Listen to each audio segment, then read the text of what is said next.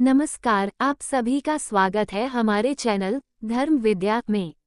आज हम भगवद गीता के अध्याय 9 के महत्वपूर्ण संदेशों पर चर्चा करेंगे, जिसमें श्री कृष्ण ने भक्ति, दिव्य आश्वासन और आत्मा के परम सत्य के बारे में हमें गहरे उपदेश दिए हैं। आइए इस अध्याय के अद्भुत रहस्यों को समझते हैं, जो हमारे जीवन को शांति और साधना के मार्ग पर अग्रसर करने में मदद करेंगे। भगवद गीता अध्याय 9, दिव्य आश्वासन और भक्ति की महिमा।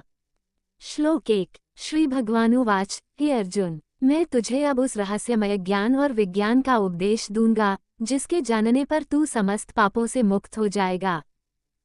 भावार्थ। श्री कृष्ण अर्जुन से कहते हैं कि वे अब उसे अत्यंत गोपनीय और पवित्र ज्ञान प्रदान करेंगे। इस ज्ञान के द्वारा अर्जुन जीवन के सभी बंधनों और पापों से मुक्त हो सकता है। ये ज्ञान आत्मज्ञान और आत्मा के परम सत्य की समझ के लिए मार्ग प्रशस्त करता है। श्लोक 2। ये ज्ञान सभी विद्याओं में श्रेष्ठ और महान रहस्य है, और इसके द्वारा मनुष्य अपने कर्मों से मुक्त होकर जीवन मुक्ति को प्राप्त कर सकता है। भावार्थ। ये ज्ञान और विज्ञान परमात्मा का रहस्योद्घाटन है। ये सभी प्रकार के धार्मिक ज्ञान में सर्वोच्च है और इसे जानने से मनुष्य अपने जीवन में कर्मों के बंधनों से मुक्त हो जाता है।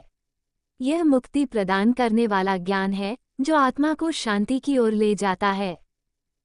श्लोक 3। जो इस ज्ञान को प्राप्त नहीं करते और श्रद्धा रहित रहते हैं, वे पुनः संसार के चक्र में फंस जाते हैं और अनेक जन्मों में भटकते रहते हैं।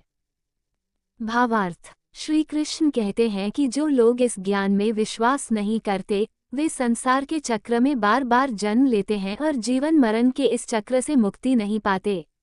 श्रद्धा और विश्वास के बिना आत्मज्ञान की प्राप्ति संभव नहीं है। श्लोक 4। मुझसे ये संपूर्ण जगत व्याप्त है, जो मेरी अप्रकट शक्ति से आवृत है, इस कारण समस्त प्राणी मुझमें स्थित हैं, किंतु वास्तव में मैं उनमें नहीं हूँ। भावार्थ। श्री कृष्ण कहते हैं कि उनकी दिव्य शक्ति से यह पूरा संसार व्याप्त है, लेकिन फिर भी वह संसार के किसी भी भौतिक बंधन में बंधे हुए नहीं हैं। सभी प्राणी उनमें रहते हैं, परंतु वे उन प्राणियों के अधीन नहीं हैं। श्लोक 5। सभी जीव मुझमें स्थित हैं, फिर भी वास्तव में मैं उनमें नहीं हूँ। यह मेरी योग शक्ति का चमत्कार है कि मैं सभी का पालन पोषण करता हूँ। भावार्थ। भगवान कहते हैं कि वे सब जीवों के साथ जुड़े हुए हैं, फिर भी उनसे स्वतंत्र हैं। यह उनकी योगमाया का अद्भुत कार्य है कि वे सब कुछ संचालित करते हैं, लेकिन संसार के किसी बंधन में नहीं फंसते। श्लोक 6। जिस प्रकार वायु हर जगह फैली होती है और आकाश में स्थित होती है, उसी प्रकार सभी प्राणी मुझमें स्थित हैं।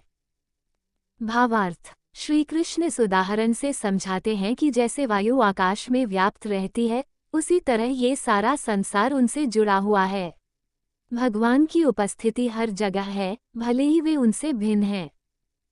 श्लोक 7। हे अर्जुन, कल्प के अंत में सभी जीव मुझमें लीन हो जाते हैं और फिर से नए सृजन में उत्पन्न होते हैं।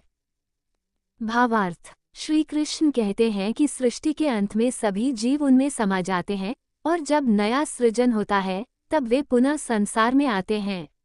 ये चक्र भगवान की माया से चलता रहता है।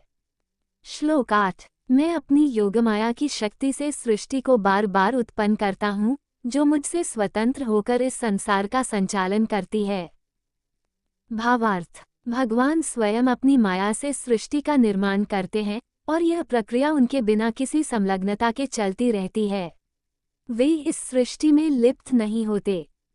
श्लोक 9। हे अर्जुन, ये सभी कर्म मुझ पर आश्रित नहीं होते। मैं इन कर्मों में लिप्त नहीं हूँ, इस कारण ये कर्म मुझे बांधते नहीं हैं। भावार्थ। श्री कृष्ण कहते हैं कि सभी सृष्टिकर्म उनकी शक्ति से होते हैं, लेकिन वे इन कर्मों से अछूते रहते हैं। ये भगवान की निरपेक्षता को दर्शाता है, जो सब कुछ करते हुए भी बंधन से मुक्त हैं। श्लोक 10। मेरा निरीक्षण करते ही प्रकृति सभी प्राणियों को उत्पन्न करती है। ये संसार जीवों के साथ मेरी माया के अधीन है। भावार्थ। भगवान कहते हैं कि उनकी दृष्टि मात्र से प्रकृति जीवों को उत्पन्न करती है। ये संसार माया के अधीन है, जो भगवान की उपस्थिति में काम करती है। श्लोक 11। मूर्ख लोग मुझ परमेश्वर को मानवीय रूप में देखते हैं और मेरी दिव्यता को नहीं समझ पाते। भावार्थ। श्री कृष्ण कहते हैं कि अज्ञानी लोग उन्हें केवल मानव समझते हैं और उनकी दिव्य शक्ति को नहीं पहचानते। वे भगवान की असली महानता को नहीं समझ पाते। श्लोक 12। ये अज्ञानी लोग आशा, कर्म और ज्ञान के दोषों के कारण भ्रमित रहते हैं और दैवी शक्ति को नहीं पहचान पाते। भावार्थ। अज्ञानी लोग जो भगवान की वास्तविकता नहीं समझते, वे अपने सांसारिक इच्छाओं और अधूरे ज्ञान के कारण सच्चे मार्ग से भटकते रहते हैं। श्लोक 13। लेकिन जो महात्मा मुझमें स्थित हैं, वे मेरी दिव्य शक्ति को जानते हैं और अनन्य भाव से मेरी भक्ति करते हैं। भावार्थ। जो महात्मा भगवान की दिव्यता को समझते हैं, वे अनन्य भक्ति में लीन रहते हैं। उन्हें ये पता होता है कि भगवान हर जगह हैं और उनके प्रति समर्पण ही मोक्ष का मार्ग है।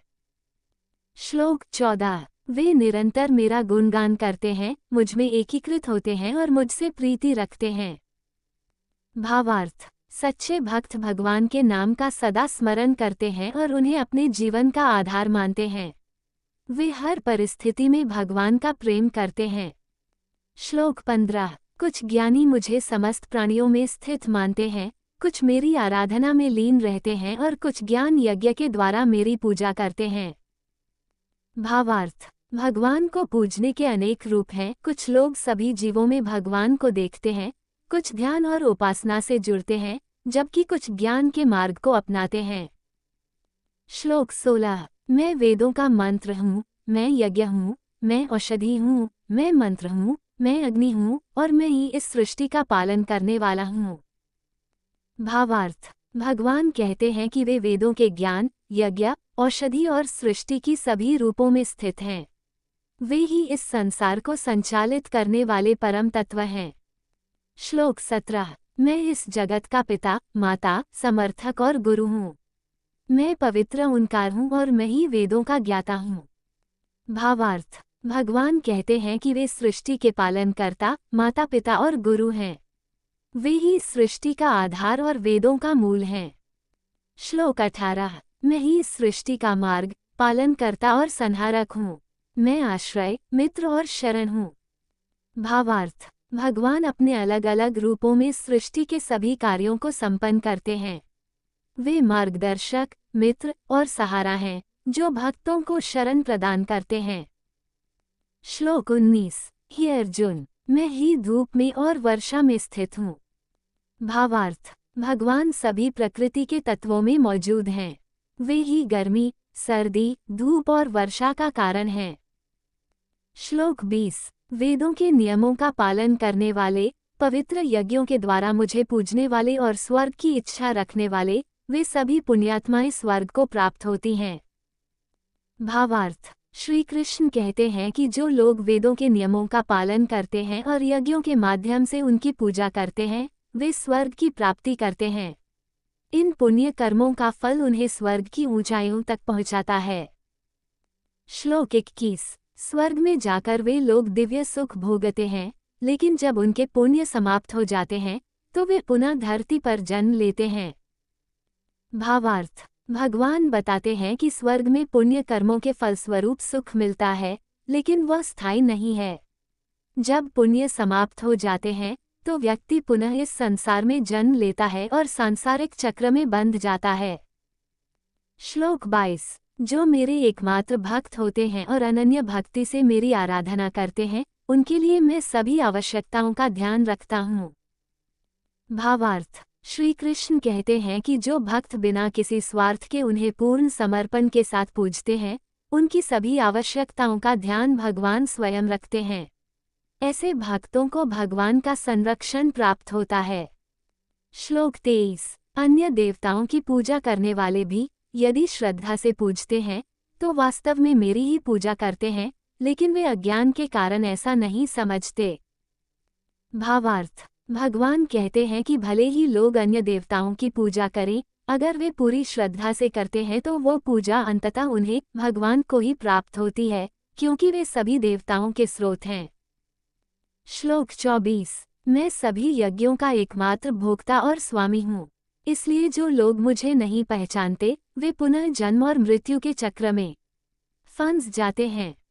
भावार्थ, श्री कृष्ण कहते हैं कि सभी यज्ञ उन्हीं के लिए होते हैं और वे ही उनके वास्तविक भोक्ता हैं। जो लोग इसे नहीं समझते वे पुनर्जन्म के चक्र से मुक्त नहीं हो पाते। श्लोक 25।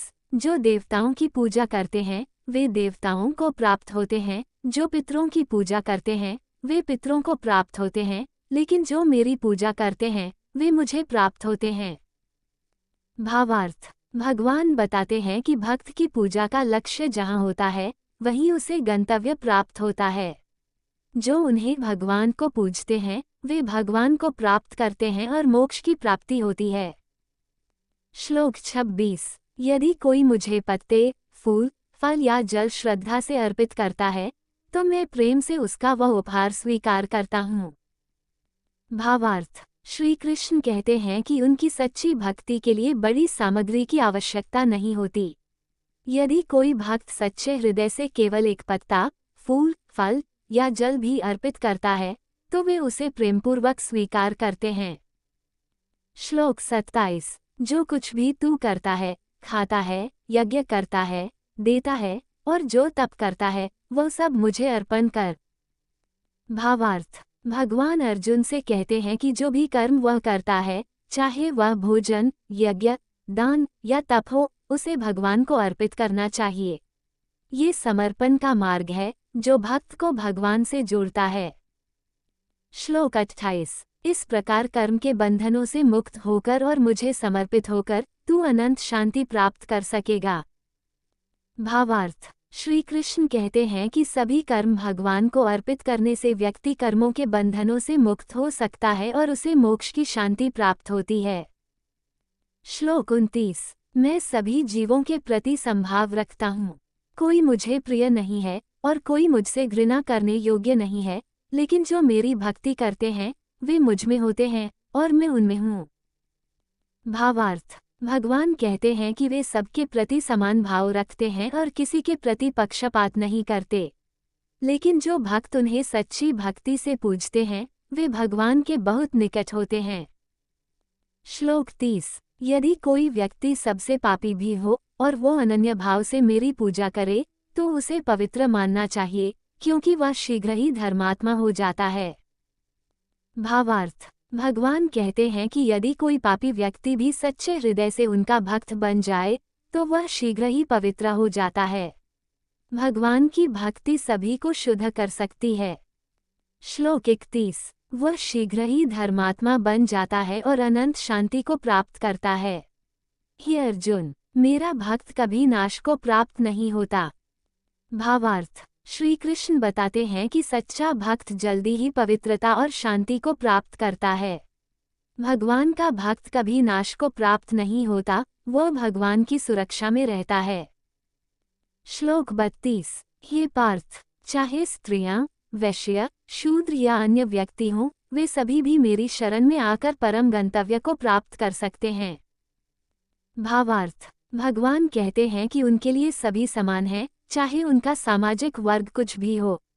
हर व्यक्ति उनके शरण में आकर मोक्ष प्राप्त कर सकता है। श्लोक 33। इसलिए हे अर्जुन, तू इस क्षणिक और दुखमय संसार में मेरी भक्ति में लीन होकर मुझमें ध्यान दे। भावार्थ, भगवान अर्जुन से कहते हैं कि इस संसार में दुख और अशांति है, लेकिन भगवान की भक्ति में मन लगाने से व्यक्ति इस दुख से ऊपर उठ सकता है और शाश्वत शांति को प्राप्त कर सकता है। श्लोक 34। मेरा स्मरण कर, मुझमें मन लगाकर मेरी भक्ति में लगा रहे और मेरे लिए दास्य भाव रख।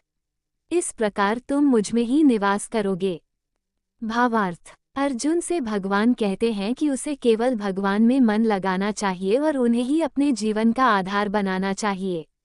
भगवान की भक्ति और स्मरण से व्यक्ति भगवान का साक्षात्कार कर सकता है और मोक्ष की प्राप्ति कर सकता है। तो ये था दोस्त भगवद गीता के अध्याय 9 का अद्भुत संदेश। अगर आपको हमारा वीडियो पसंद आया हो तो कृपया कमेंट करके बताएं। और हाँ, अगर आपने हमारे चैनल धर्म विद्या को सब्सक्राइब नहीं किया है तो अभी सब्सक्राइब करें और बेल आइकन दबाना न भूलें ताकि हर नए वीडियो की सूचना आपको सबसे पहले मिले। धन्यवाद और ध्यान रखें। जय श्री कृष्ण।